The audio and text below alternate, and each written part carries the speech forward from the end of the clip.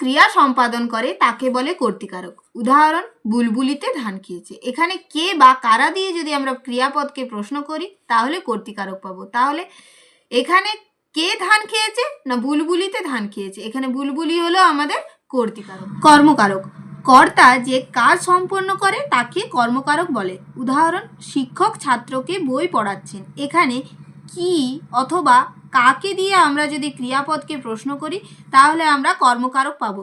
তাহলে কি শিক্ষক কি পড়াচ্ছেন না বই, তাহলে বই হলো এখানে কর্মকারক। কর্তা যার দ্বারা ক্রিয়া সম্পাদন করে তাকে করণকারক বলে।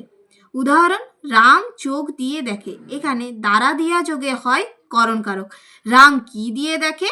চোখ দিয়ে, তাহলে চোখ হলো এখানে করণ। সম্প্রদান বা নিমিত্তকারক, ক্রিয়ার দ্বারা কোনো পদের উদ্দেশ্য বা নিমিত্ত বোঝালে ওই পদকে নিমিত্তকারক বলে। উদাহরণ, তীর্থের জন্য জগদীশবাবু হিমালয় গিয়েছেন।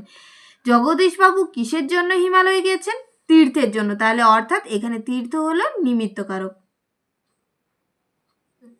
অপাদানকারক, হইতে অথবা থেকে দিয়ে ক্রিয়ার কাছে যদি প্রশ্ন করা হয় যে উত্তর পাওয়া যাবে তাকে অপাদানকারক বলে। উদাহরণ, গাছ থেকে ফল পড়ে। কি থেকে ফল পড়ে না গাছ থেকে, তাহলে গাছ হলো এখানে একটা অপাদানকারক।